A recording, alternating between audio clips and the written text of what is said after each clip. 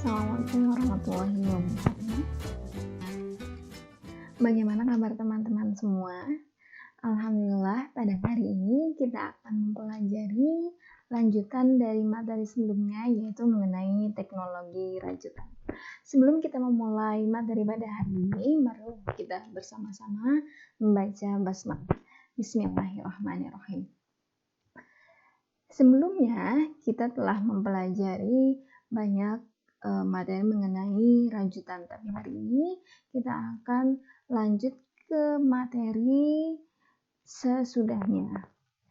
Nah, kita akan kilas balik sebentar mengenai materi sebelumnya, yaitu elemen-elemen dalam rajutan, yaitu berupa jarum rajut, kemudian tempat jarum, kemudian juga needle beds atau kasur jarum, kemudian knitting balls. Ada beberapa pertanyaan yang kalian sampaikan dalam video sebelumnya dan kita akan bahas juga hari ini apa sih jawabannya. Nah, ini adalah beberapa pertanyaan yang kalian tanyakan dan akan saya jawab satu-satu. Ada dari Diva, ada dari Yuni, ada dari Putri, dan ada dari Yanda. Nah, pertanyaan pertama adalah dari Diva dan Tia, sama-sama pertanyaannya mengenai selvage stitches. Jadi, yang dijadikan pertanyaan adalah mereka masih bingung nih, apa three legs itu, kemudian kepalanya yang mana, kemudian fitnya yang mana, karena dinyatakan di situ adalah selvage stitch atau rajutan pinggir itu terdiri dari 3 legs, 1 head, and 2 feet. Ingat kalau dalam rajut itu ada yang namanya legs, kemudian head atau kepala, kemudian feet atau kakinya. Kemudian di sini kita bisa lihat di sini ya. Salah satu contohnya adalah mana yang 3 legs. Jadi 3 legs itu apa ya, paha seperti itu ya, atau bahasa Indonesia apa ya. Di sini ada yang pertama adalah one head. Kita lihat di sini, ini adalah kepalanya. Jadi yang bagian atas di sini disebut head. Nah, selvage itu ciri-cirinya adalah one head. Ini yang disebut selvage-nya ya, rajutan pinggirnya. One head, kemudian 3 legs. Nah, 3 legs ini ada seperti ini, 1, 2, 3. Legs ini yang bagian tengah ya. 3 legs. Selain di sini juga ada di sini. Ini juga 3 legs. Nah, di sini juga ada 3 legs. Jadi paling tidak kalau selvage itu bagian ujung dan setelahnya di sini juga ada. Ini juga ujung 3 legs, kemudian setelahnya juga sama saja 3 legs. Kemudian 2 feet adalah bagian kakinya. Kakinya ini 2, 1, kemudian 2. Seperti itu ya. Jadi head itu yang di atas, legs itu yang di tengah, feet itu kakinya. Kakinya yang yang setelah loop berikutnya ada 2, 1, 2. Sini 2 feet. Oke ya, semoga itu membantu menjawab. Kalau memang belum paham, bisa nanti kita bahas pada pertemuan berikutnya, atau kalian komen di bawah. Masih belum paham Bu, yang mana 3 legs, mana 1 head, dan 2 feet. Kemudian lanjutan dari pertanyaan Yuni, ini ada pertanyaan, untuk mengikat rajut itu bisa digunakan untuk semua jenis rajutan atau enggak Bu? Terima kasih. Nah, pengikat rajut atau mungkin di sini maksudnya adalah binding. Jadi binding itu ada 4 macam, ada stitches, float, tuck loops, dan selvage stitches. Untuk semua jenis rajut, kalau kita merajut pasti ada selvage stitch yang utama itu, karena rajutan pinggir. Karena kalau kita merajut pasti samping kanan dan samping kirinya pasti diamankan dengan jahitan rajutan pinggir maksud saya. Kemudian yang pertama adalah kalau jenis apa saja. Jenis rajutan kalian sudah mempelajari, ada plain atau polos, kemudian ada rib, ada interlock, dan ada purl. Dan stitch ini adalah semua jenis rajut itu pasti ada stitchnya, ada stitchesnya, ada jeratannya. Jadi itu sudah pasti stitch itu sendiri adalah merupakan pengikat rajut. Jadi ini adalah salah satu jenis rajut yaitu polos. Pasti dia terdiri dari banyak stitch atau banyak jeratan. Nah, sedangkan float sama duck ropes itu kebanyakan adalah untuk sebagai penghias atau ornamen. Tapi tergantung nih kalian memang rajutnya itu mau dibentuk seperti apa, tampilan appearance-nya seperti apa, maka float sama duck itu bisa digunakan. Nah, selanjutnya ada pertanyaan dari Putri mengenai pengaplikasian khusus struktur rajut. Itu apakah plain knit saja misalnya untuk membuat kaos atau bagaimana. Nah, itu kembali lagi kepada properties atau sifat yang diinginkan. Kalau misalnya yang struktur yang diinginkan adalah sifat-sifat dari struktur rajut polos, maka yang dibuat saja struktur rajut polos ya.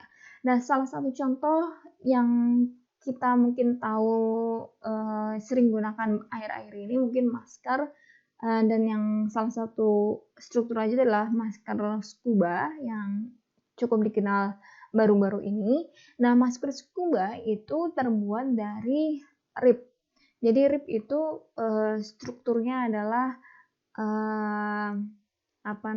rapat, terdiri dari 2 lapis. Nah, itu contohnya. Kalau misalnya kaos misalnya bisa saja dibuat rib tapi nanti lebih tebal saja gitu. Jadi tergantung kegunaan akhirnya mau seperti apa. Jadi dibuatnya jadi dari mesin apa misalnya. Nanti kita akan mempelajari jenis-jenis mesin. Kemudian ya tadi karakteristik yang mau diinginkan seperti apa kainnya atau nanti pada akhirnya bajunya. Misalnya untuk baju hangat ya pilih strukturnya yang seperti yang misalnya interlock yang memang rapat, kemudian yang tebal karena 2 lapis. Yang untuk masker misalnya yang bisa rib, karena rib itu juga 2 lapis jadi agak tebal, kemudian stretchnya itu masih ada tapi sedikit seperti itu. Kemudian pertanyaan dari Rianda, ini apakah penilaian bagus tidaknya kain rajut dilihat dari salah satu important karakteristiknya? Mungkin kalau yang dimaksud important karakteristik adalah key karakteristik yang kita sudah bahas sebelumnya, yaitu adalah penilaian kualitas rajut. Dan kebanyakan kualitas rajut memang seperti ini. Tapi tergantung ya, di sini misalnya open structure. Pada plain knit structure atau rajutan polos akan berbeda dengan interlock. Walaupun dia open structure, tapi mulur atau tidaknya akan berbeda. Kemudian stretch properties, excellent stretch properties, dia stretch, tapi mulur jenis mulur satu dengan mulur yang lain pada jenis rajutan apa juga berbeda. Tapi ini adalah secara garis besar struktur rajut. Nah, kualitasnya ya penilaian bagus tidaknya tergantung hasil akhirnya mau seperti apa. Misalnya tadi untuk baju akan berbeda dengan yang kaos kaki. Tapi kelima struktur ini, kelima karakteristik ini pasti akan melekat. Nah, tinggal nilainya rendah tingginya saja yang diperlukan seperti apa. Kalau misalnya memang di sini excellent stretch properties, tapi misalnya digunakan untuk akan berbeda apabila untuk kaos kaki dengan misalnya yang tidak selalu stretch tadi masker yang agak tebal misalnya, pasti kualitasnya yang kita inginkan itu berbeda. Misalnya seperti kalau kaos kaki kan memang ingin mulur tapi juga tidak mulur banget gitu. Maksudnya jangan sampai kita pakai kaos kaki terus lepas-lepas gitu seperti itu. Jadi akan berbeda-beda penilaian kualitasnya ya tergantung hasil akhirnya kita mau apa. Semoga itu menjawab ya 4 pertanyaan tadi. Kalian bisa komen di bawah ini kalau misalnya pertanyaannya belum menjawab. Kemudian kita akan mempelajari, kalau kemarin kita sudah mempelajari 4 yang kita sudah kilas balik sedikit juga serta pertanyaannya. Nah, kali ini kita juga akan mempelajari yang nomor 5 nih, knitting cycles atau siklus dari rajut. Nah, siklus dari rajut ini juga kita sudah pelajari sebenarnya di introduction, tapi tidak terlalu detail. Yang pertama adalah siklus rajut pada large needle. Jadi di sini ada siklus yang pertama adalah forward movement dan holding down. Di sini adalah di movement atau gerakan ke depan. Jadi needle loop moves forward with the needle. Dan di sini ada needle loop, kemudian dia bergerak ke depan dengan jarumnya. Clears the path of the needle. Seperti ini. Jadi maju, dia akan jadi jarumnya akan maju sama needle loop-nya. Kemudian needle loop rotates by 90 degree at the knocking over edge. Jadi salah satu bagian dari mesin rajut adalah knocking over edge. Kenapa disebut knocking over edge? Karena dia berada di paling ujung. Knocking over edge yang ini ya, yang kalian lihat gambar seperti trapesium. Nah, ini adalah knocking over edge. Di sini knocking over edge. Jadi dari dia ini loopsnya yang merah ini dari arah horizontal menjadi vertikal, maka di sini disebut dia rotates atau istilahnya bergerak memutar menjadi 90 derajat. Jadi yang pertama adalah forward movement dan holding down. Jadi dia ke bawah, gerakan maju, kemudian si loopnya itu menjadi 90 derajat. Kemudian di sini bisa dilihat lagi forward movement. Jadi dia maju lagi lebih dari knocking over edge. Needle loops opens the latch. Jadi loopnya ini bergerak agak ke depan. Sebenarnya jarumnya itu yang agak ke depan, tapi needle loopnya itu tetap ya. Tapi otomatis si loopnya itu akan membuka latch-nya atau kaitan yang ini ya, kaitan ini namanya latch karena dia bisa buka tutup seperti laci. Nah, itu lebih mudahnya. Kemudian setelah dia membuka, backward movement. Setelah itu dia akan bergerak ke belakang tanpa yarn carrier-nya atau pembawa benang selanjutnya itu bergerak menuju untuk mengisi latch yang terbuka ini. Jadi backward movement, loopnya tadinya ada di knocking over edge ini, kemudian karena jarumnya ini tetap maju, sedangkan loopnya itu di sini. Nah, jadi beda ya. Jadi needle-nya itu tetap maju-maju terus, tapi loopnya itu tetap di sini. Sedangkan needle-nya itu siap menangkap benang rajut selanjutnya. Setelah itu backward movement karena dia sudah menerima benangnya. Nah, needle ini siap untuk mundur. Gitu. Kemudian needle loop closes the latch. Kemudian loop yang sebelumnya ini karena dia ini lihat ya, si jarum itu bergerak mundur, otomatis latch-nya ini tertutup karena terkena loop sebelumnya ini. Nah, sini. Nah, terus si benang itu sudah tertangkap oleh hook-nya tadi atau pengait jarumnya tadi di sini. Nah, setelah itu knock over, backward movement, flat latch needle stitch forming.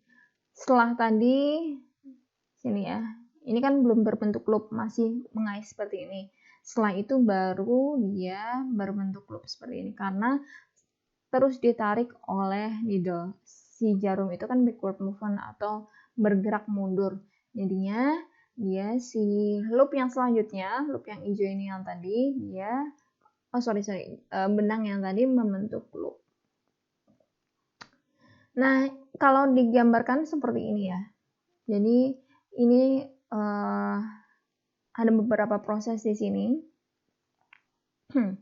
Kalau digambarkan secara langsung, yang tadi kan di sini terbuka, kemudian di sini semakin maju needle-nya, latch-nya terbuka. Sini pertama ya latch-nya dibuka, hook opening, hook pengaitnya ini terbuka. Kemudian di sini semakin maju. Nah, kemudian di sini pembawa benangnya mulai mengkaitkan ke jarumnya.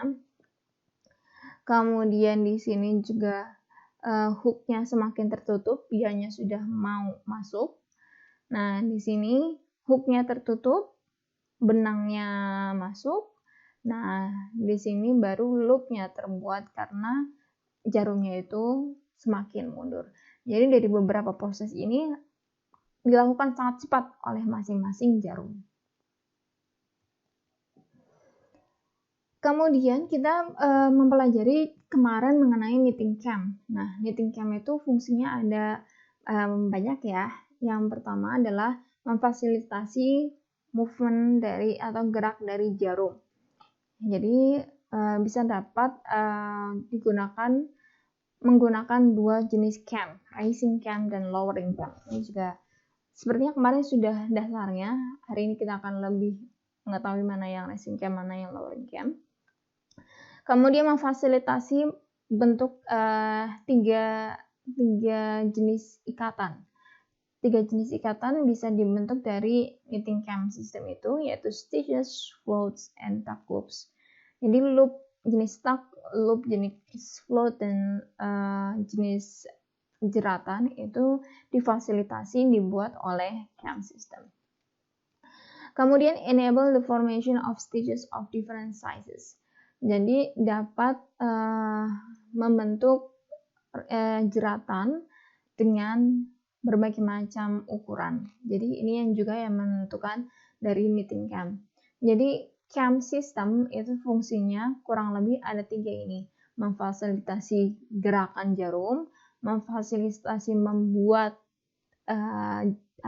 ikatan, dan mengatur panjang ukuran dari jeratan. Nah, ini kita kilas balik lagi tentang elemen dari binding atau ikatan. Itu contohnya adalah tuck loop. Nah, tuck loop di sini seperti ini ya. Tuck loop kalau kita ingat kemarin ciri-cirinya, tuck loop itu ada half stitch, kemudian ada jeratan yang double seperti ini. Ini namanya tuck loop. Kondisi dari tuck loop ini yaitu yang pertama, needle loops must open to latch. Jadi kalau kemarin kita mempelajari jenis tuck loopnya, ini sistem knitting cam-nya itu seperti apa tuck loopnya. Yang pertama, loop yang tadi loop dari rajut itu harus membuka latch-nya. Latch-nya itu yang tadi ya, dari needle itu ada yang buka dan tutup, itu namanya latch. Diingat-ingat seperti laci. Kemudian needle loop must remain on the latch. Kemudian needle loop-nya itu loop yang sebelumnya itu harus tetap pada posisi latch-nya. Kemudian the needle hook must receive a new yarn. Kemudian pengaitnya yang paling ujung tadi harusnya menerima benang yang baru. Jadi needle loop itu benang sebelumnya, kalau tadi digambarkan itu yang merah, kemudian new yarn itu yang hijau. Jadi tiga posisi ini adalah untuk tuck loops. Lebih jelasnya gambarannya seperti ini.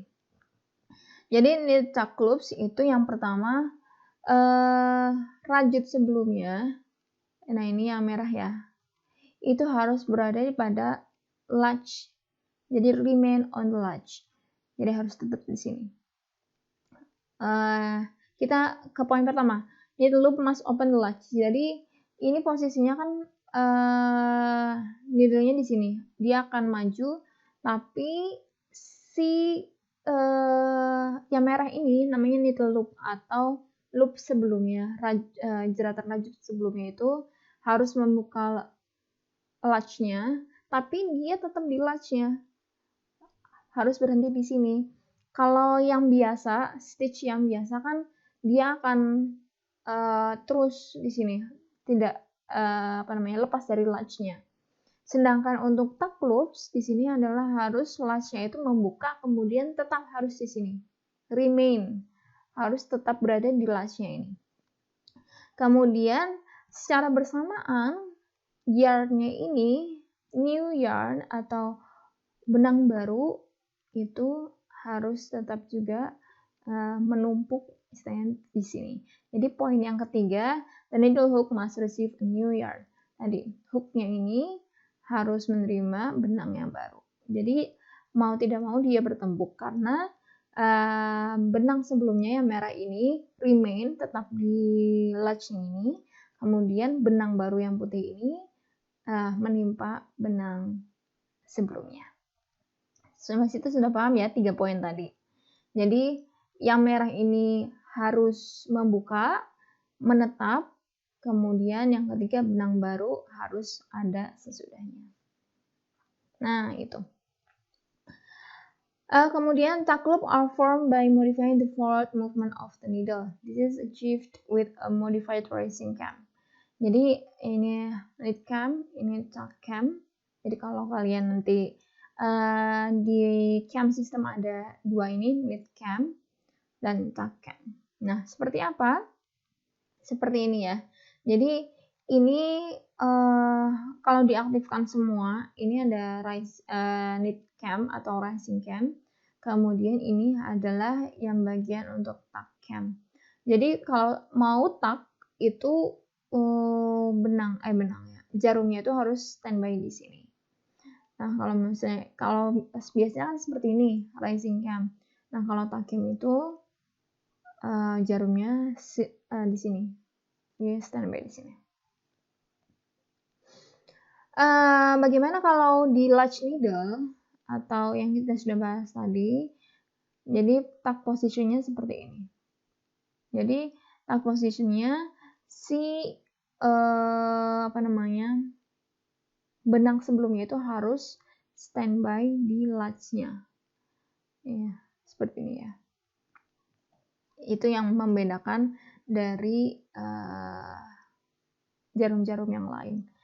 Jadi benang sebelumnya tetap pada posisi latch-nya.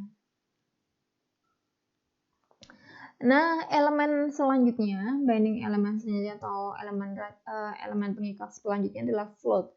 Bagaimana float itu? Ini juga sudah kita pelajari pada introduction kalau tidak salah minggu-minggu yang lalu. Ciri-ciri float kan itu ada half stitch, kemudian ada floatnya sendiri. Floatnya itu ya yang mengambang istilahnya seperti itu ya. Jadi dia tidak mengikat pada baris yang sama. Jadi dia lepas, dia nggak membuat loop di sini, tapi membuat float. Otomatis yang sebelumnya loop sebelumnya itu menyatu ke yang di atasnya. Seperti itu. Bagaimana cara membuatnya? Yang pertama adalah the yarn should not be delivered to the needle hook.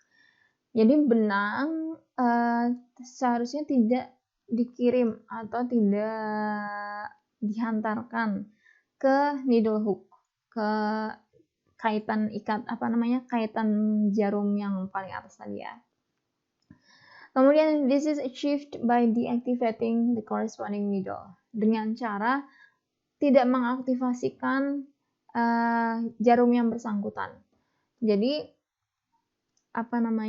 kalau secara manual kalian pernah mungkin praktikum rajut di basement, itu kan kita mengaktifkan jarum-jarum nih supaya dia terkena jeratannya masuk semua ke jarumnya. Nah, cara untuk membuat float adalah kita menurunkan jarumnya supaya tidak menerima benang. Nah, selanjutnya akan diterangkan seperti ini. Jadi ini ya floatnya. Yang pertama tadi, the yarn should not be delivered to the needle hook. Jadi ini benang yang putih ini tidak diterima dari hook ini.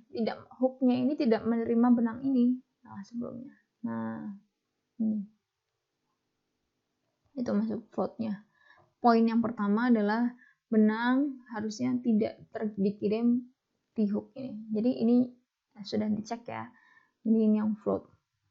Kemudian this is achieved by deactivating the corresponding needle. Ini tadi dengan menonaktifkan jarumnya. Maksudnya menonaktifkan ya kalau secara manual kita buka benangnya, kemudian hooknya itu benangnya itu dilepas dari si jarumnya itu, jadinya deactivating namanya. Jadi dia tidak mengaktifasi fungsi jarumnya untuk menjerat stitchnya ini. Nah, seperti ini. Jadi ini jarum yang bersangkutan, kemudian ini floatnya tadi. Jadi jarum ini tidak menerima hook sebelumnya yang putih ini. Itu yang namanya float. Nah, cam selection-nya seperti ini ya. Binding element required the cam to be withdrawn. Jadi cam yang tidak digunakan sini. Kalau tuck loops, tadi kan tuck loops caranya adalah dengan menonaktifkan knit cam. Jadi tuck loop ya tadi jarumnya hanya berada di sini. Knit camnya tidak digunakan. Kalau float kebalikannya, float itu tuck camnya tidak digunakan. Jadi jarumnya hanya lewat knit cam saja. Bukan jarumnya ya, kaki jarumnya. Atau kalau tadi disebut adalah bottom. Jadi si pantat jarumnya, jadi kan jarum, mungkin ada gambarannya nanti. Nah, ini yang disebut pantat jarumnya. Nah, itu tidak sampai ke float. Kalau yang float itu ya, tidak ke tuck cam, tapi langsung ke knit cam. Nah, kalau stitches, ya yang jeratan biasa, itu ya tidak ada yang dinonaktifkan. Jadi knit cam dipakai, tuck cam juga dipakai. Kemudian stitch size adjustment. Jadi fungsinya cam tadi selain untuk membuat berbagai jenis binding atau ikatan rajut, setelah itu cam itu juga bisa untuk mengukur atau menentukan panjang dari stitchnya itu sendiri atau jeratan itu sendiri. Size of a stitch formed defined by the length of yarn the needle could pull through the previous needle loop during the stitch formation process. Jadi ukuran dari stitch itu dibentuk dengan cara panjang dari benang yang berada di jarum harus ditarik melalui loop sebelumnya ketika stitch formation proses. Jadi seperti ini, sementara needle-nya itu mundur ke belakang, loop-nya yang sebelumnya itu juga istilahnya bisa menarik, bisa mendorong, tergantung stitch-nya itu mau dipanjangin seperti apa. Jadi kalau misalnya ini mundur, si needle-nya itu mundur, kemudian loop sebelumnya itu menarik, jadi semakin pendek. Tapi kalau dia loose saja atau tidak menarik, jadi nanti akan semakin panjang. Kemudian determined by the distance between the needle hook and the knock over edge of the needle bed. Jadi ukuran panjang stitchnya itu yang ditentukan dari sini needle hook sampai knock over edge di sini. Itu disebut panjang dari jeratan. Nah, ini lebih jelasnya. Jadi case yang pertama, panjang jeratan itu diukur dari needle hook ini sampai knocking over edge di sini ya. Itu panjang pertama. Atau juga bisa panjang yang kedua, ini akan seperti ini. Nah, panjang yang kedua dari needle hook kemudian sampai knocking over edge. Jadi perbedaan I1 dan I2, L1 maksudnya L1 dan L2, L1 itu lebih besar daripada L2 karena ya tadi ini kita lihat perbandingan saja. Karena needle-nya semakin mundur, jadi panjangnya juga semakin lebih panjang. Bigger stitches formed in case 1. Jadi jeratan yang lebih panjang ya sudah pasti di kasus pertama. Nah, di sini stitch length adjustment. Kalau kita lihat dari atas mesin rajutnya akan seperti ini ya. Ini knocking over edge-nya. Ini knock over, bisa disebut knock over check, bisa knock over edge. Di sini ini mewakili. Nah, ini knocking over edge ini jarumnya. Jadi panjangnya seperti ini. Jadi stitch length itu length of yarn in knitted loop. Panjang dari benang pada posisi loop si rajut seperti ini. Kemudian di sini bisa dihitung stitch length 2 akar dari 0,5 SD. SD ini ya, jarak antara knocking over edge-nya atau knock over jack-nya di sini. Kemudian kuadratkan ditambah KD-nya ini, panjangnya ini dari knocking over edge ke jarumnya. Jadi itu panjang dari jeratan. Cross sectional view of a needle at backward dead center. Jadi ini kelihatan penampang melintang dari sini ya. Ini sini. Kalau ini kan gambaran apa namanya ya? Grafiknya, misalnya seperti itu. Nah, kalau nyatanya seperti ini. Ini knocking over edge, ini 1 2, ini knocking over edge 1 2. Kemudian ini jarumnya. Nah, jadi ini jarum, kemudian nanti benangnya sepanjang apa. Ini jarumnya di posisi masing-masing, ini di posisi knit, ini di posisi tuck misalnya. Atau atas bawah cam. Kemudian nanti diukur ketika si benang ini terkait, panjang itu seberapa. Ini contohnya. Ini benang yang sudah terkait. Nah, ini ukuran KD itu semana? Ya dari sini sampai ke sini. Kemudian SD ya berarti dari sini ke sini. Kalau di sini dari satu knock over ke knock over yang lain. Seperti itu ya. Jadi cara menghitung panjang jeratan. Kemudian stitch length adjustment keterangan selanjutnya adalah the backward movement of the needles is carried out by the lowering cam.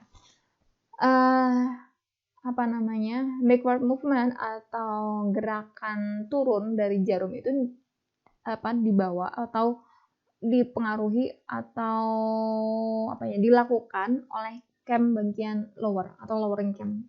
Nanti kita akan ada gambarnya. Jadi cam yang bawah.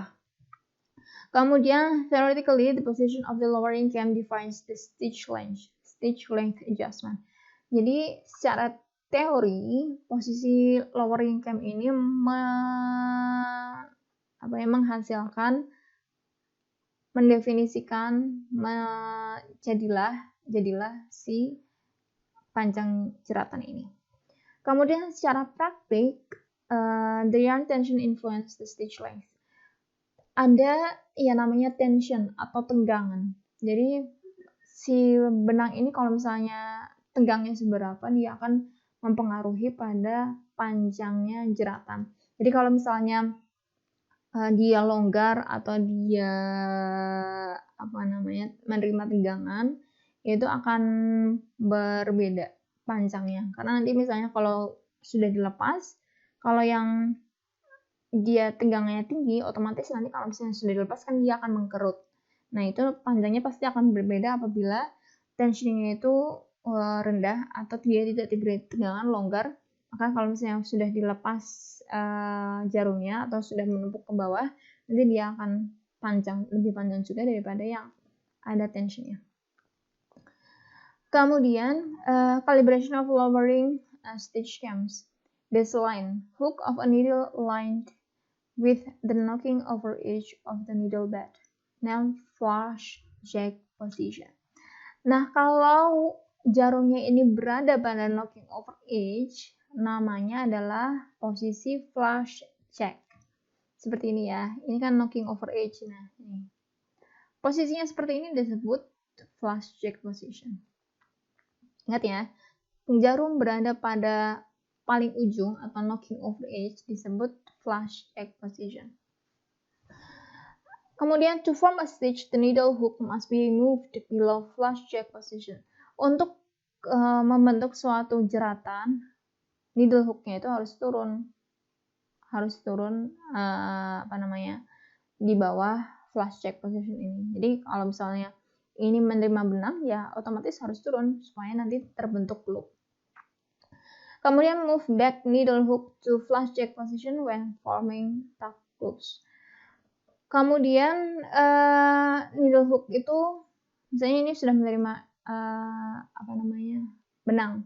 Kemudian needle hooknya itu harus kembali ke flush jack position untuk membuat tuck loop.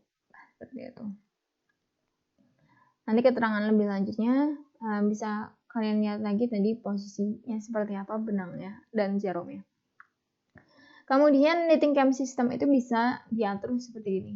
Flatbed knitting machine, ini pengaturannya, camnya yang mau diaktifkan yang mana, kemudian ini panjang jeratannya seperti apa. Ini juga akan kita bahas nanti lebih lanjut pengaturan ini nih. Ya. Kemudian yang diaktifkan yang mana, yang tidak diaktifkan yang mana. Selanjutnya ada arrangement of needle based on current wave knitting machine. Jadi pengaturan kasurnya jarum pada mesin lanjut weft. Di sini adalah contohnya adalah mesin flatbed yang sering kita gunakan atau yang paling umum digunakan, atau kalau kalian lihat di basement itu ada flatbed knitting machine yang berbentuk seperti V seperti ini. Kemudian struktur that can be knit with electronic needle selection needle transfer technology. Jadi baik manual maupun yang flatbed yang sudah terkomputerisasi itu bisa membuat berbagai macam struktur. Ada struktur plain atau polos, plain based knit structure atau struktur yang dasarnya itu memang polos. Kemudian bisa membuat rib and rib based structure, bisa membuat rib atau struktur dasar ribnya saja. Juga bisa membuat interlock atau interlock based structure, juga bisa purl and purl based structure. Jadi 4 ini penamarannya 1, 2, 3, 4. Jadi 4 ini semuanya bisa dibuat oleh flatbed knitting machine. Maka dari itu ini yang paling banyak digunakan. Nah, kalian ingat ini misalnya V-bed, ini front needle bed, ini back needle bed. Nah, kalau yang kita punya dahulu adalah flatbed yang masih manual, yang kalian pakai tangan. Nah, ini contoh yang dari electronic flatbed knitting machine, dia sudah terkomputerisasi, jadi kita hanya masukkan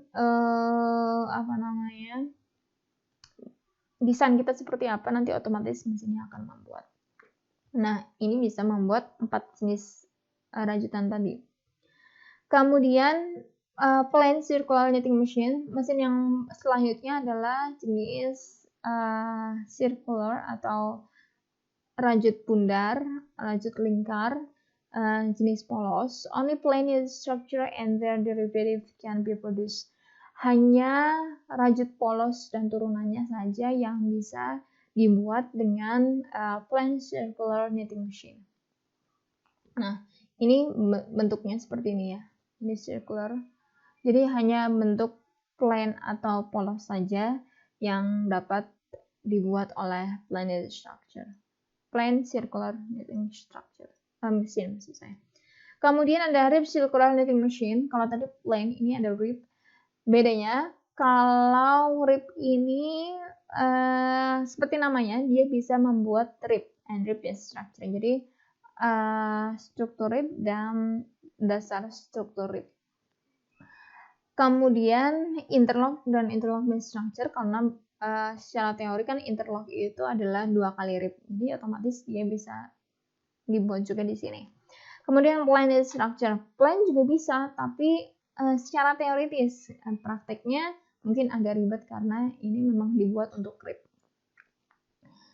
Selanjutnya adalah pearl circular knitting machine. Jadi ini memang khusus dibuat untuk pearl. All the 4 basic knitting structures and their derivative can be knitted on this machine. Karena pearl itu yang salah satu yang paling rumit, jadi semua jenis rajut, jenis struktur rajut juga bisa dibuat di pearl circular knitting machine ini. Nah, ini contohnya circular knitting machine, bisa seperti ini ya. Jadi biasanya circular knitting machine itu digunakan untuk jenis-jenis kain yang memang tidak menggunakan self-edge stitch atau jahitan pinggir, karena dia otomatis melingkar. Seperti kita ada kaos kaki, kemudian baju juga sebenarnya bisa untuk dibuat dari circular knitting machine ini.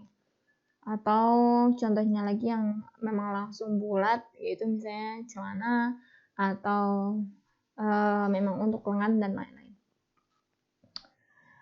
Oke, ini adalah ringkasan yang sudah kita pelajari mungkin 3 kali pertemuan ini. Yang pertama adalah knitting needles must be reciprocated in the direction of the needle axis during the stitch formation process, achieved using needle bar, needle base, flat needle base, needle cylinder, needle dial. Jadi untuk jarum rajut itu memang harus diaktifkan. Nah, pengaktifasian itu ya tergantung dari needle bars-nya atau sanggahan si jarumnya, needle bed atau kasur si needle-nya. Nah, ya tergantung nanti kalian menggunakan flat bed needle atau V flat bed needle, bisa menggunakan cylinder atau needle dial. Kemudian when needle bars are used, all needles will be moved collectively, with patterning capability, collective needle movement. Jadi kalau needle bar itu digunakan, semua jarum itu akan bergerak secara kolektif. Jadi kalian ingat penyangga jarum.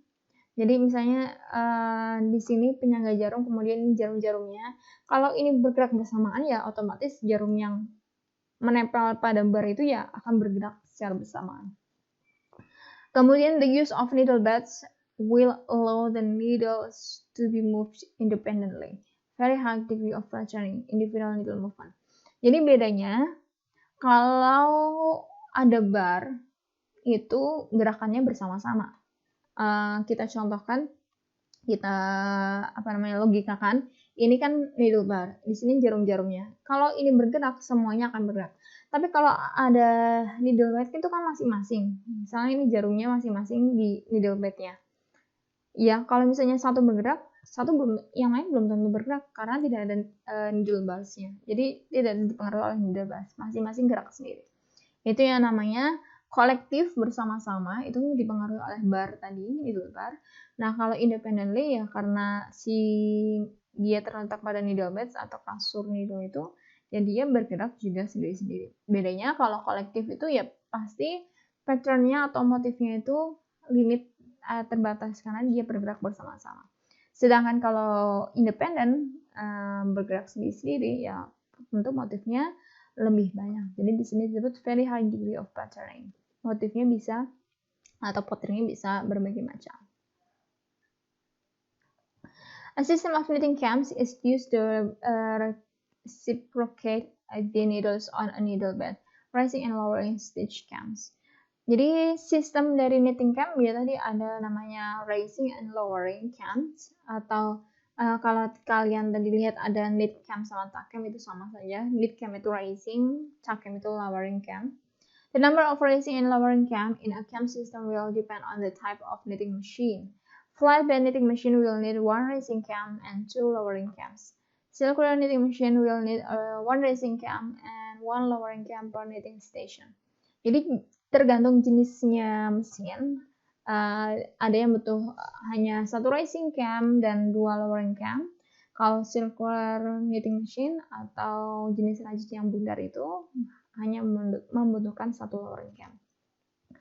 Kemudian function and characteristic of raising and lowering cams, fungsi dan karakteristik raising and lowering cam.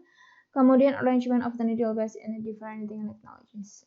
Juga bagaimana kita mengarrange atau mengatur needle beds pada jenis teknologi rajut yang berbeda. Nah, ini yang sudah kita pelajari tadi, primary knitting steps, sudah minggu lalu. Kemudian knitting elements, juga hari ini dan kemarin juga knitting elements, ada knitting needles, ada beaded needle. Ini yang minggu lalu ya. Latch needle, kemudian ada needle bar, needle beds. Needle beds tadi juga kita sudah lihat flat bed sama circular bed itu masing-masing beda needle bedsnya. Baik, itu saja yang bisa saya sampaikan pada hari ini. Semoga kalian memahami semua yang saya jelaskan. Kalau ada yang kurang jelas silahkan bertanya di komen. Kemudian untuk presensi silahkan atau untuk bagi kalian yang tidak kuliah di SMT 5 ini juga boleh mengikuti kuis di bawah ini, silakan dikerjakan dan sampai jumpa di materi berikutnya. Kita akhiri materi hari ini dengan bacaan hamdalah. Alhamdulillahirabbil alamin. Wassalamualaikum warahmatullahi wabarakatuh.